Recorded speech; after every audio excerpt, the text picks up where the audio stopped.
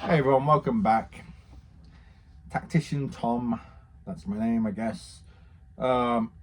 This is a 2-for-1. It's a analysis of the game against Spurs from Saturday, and we've got a quick turnaround this week, which we haven't had for a while. We've got the game against West Ham later today. You know, I'm not going to bring out the tactics board today. The reason being for that is because my main points, you just don't need a tactics board. Plus, I just wanted to talk. It's a 2-for-1. One thing I've noticed on the Carrican, we're seeing these clips of really great kind of rondo type passing sequences where, 6, 7, 8, bang passes. That is not a fluke that we keep seeing them clips. Yes, our style of play has changed. I explained that we're a lot more compact out of possession in the last video. I also explained that, we're using width differently. We've got more options on the wings because of the fullbacks and the wingers, but we're flooding zones. What I mean by flooding zones is really if you take the field and you divide it into, typically you would take it 12 either side, right? So you'd have kind of like, 4 squares across times 3.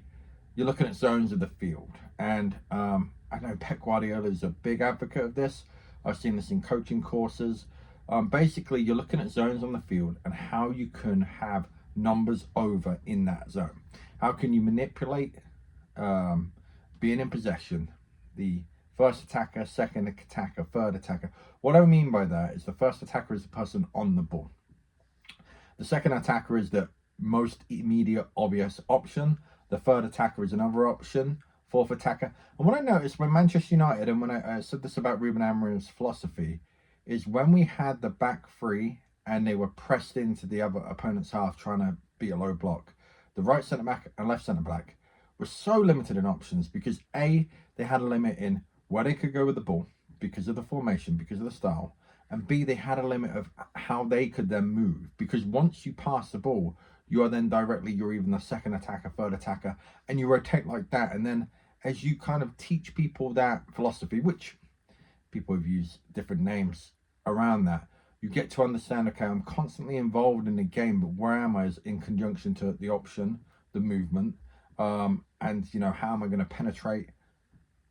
Everything like that. So what you're seeing now is you're seeing Michael Carrick's putting an emphasis on the middle of the field. But the middle of the field is sliding across. So these passages of play are often when you've got a fullback or winger on the ball and the two central midfielders, Casemiro and Mainu and Bruno as the 10, are sliding across. We're sliding across beautifully as a team now. And I just, that was the main point I took from the Tottenham game and games in general, is that we are so much better on the ball. We're so much better in possession because we are flooding those zones, because there's many more options, because we're more compact as a team when we win back possession. You've seen 2 games in a row now, Fulham and Tottenham, where they haven't been necessarily low blocks. Okay, Tottenham were once they got the red card.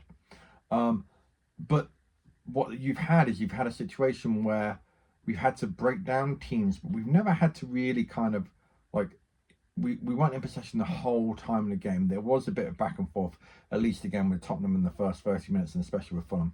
And Bemo's doing well up there. I was so disappointed with Sesko's finish at the end there, because you think he's a big number 9 striker. The ball from Bruno is what I'm talking about.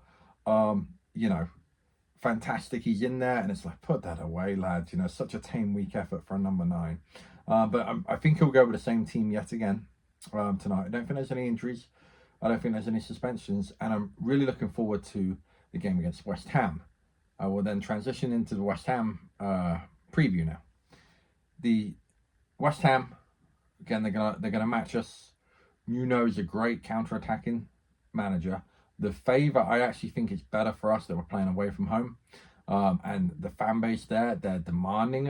They're very demanding fan base, West Ham fans. I'm friends with a few, and they are. They're looking, and style of play is important. They're going to come at us a little bit. They might try and sit back at first, but they're going to come at us a little bit. I think Carrick will know that. So it's kind of playing this to our hands again with when we do play direct, when we are them quick passes in midfield, then we break quickly. So I fully expect Mbamo to start. I don't see any differences in the team. I don't see a need to pull Maguire or Martinez out of the team. I think they've been doing very well together. I think them having Greengrass behind them is what I'm worried about, and they have not had that much. They won't again tonight because we are away from home. And I think that Tallo's, turned into prime Cafu.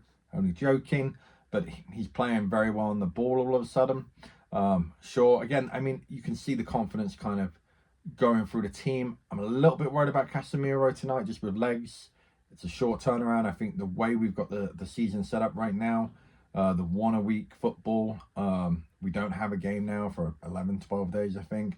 So put everything into this, then rest. But he's obviously been superb the last few games. He's been the standout performer, really. I think having Manu next to him has only increased and improved Casemiro's game. It's all very rosy. Ahmad didn't play so well against Tottenham, but I think that was just the nature of the game, and I think he's best when we're in transition and he's got 1 versus 1 with a player behind him. And I think that the character's telling him that. That's what I would say. I would say anytime there's grass behind a player, you take them on, you go for them. And I think you'll see that a little bit more tonight with Ahmad. And I think Cunha's just a class player. Really big fan of him. Cunha has this weird kind of half step, he buys himself a yard, but it's really a half yard. So he has this habit of playing the pass, playing the shot, and it's almost like he's doing it mid-stride, so the defender's not ready. That I'm probably not articulating that great, but I think you can see when he crosses the ball, when he shoots, you can see that, and it's like it's a very difficult technique to be able to defend. So he's been great, and with this, because I've not mentioned him at all. I don't think in the last 4 games, especially, I've not mentioned him, and I think that's a sign of a good Manchester United keeper. Lemons, I've not mentioned. I've not talked about him. He's not steady. He's assured with his feet. Okay, he's not, he's not a playmaker from the back, if you will, when that was all vogue a few years ago, which landed us with Onana, by the way. He's a good shot stopper. He's athletic. He's big. He reminds me a bit of Van der Sar. I hate to say that already, but he does. A Manchester United keeper. Yes, we're going to need, not right now because we're not challenging for a title, but when you're challenging for a title, you need that keeper that's going to get you, win matches for you, like Schmeichel did, like a Van der Sar did. You're going to need that. But you, first and foremost, you need someone that you don't ever talk about other than that. And that is what he's doing right now. We haven't talked about him at all, not like Onana, when every week we're talking about him. Even De Gea, at times, there are periods of time. By the way, De Gea, great keeper for United, fantastic goalkeeper.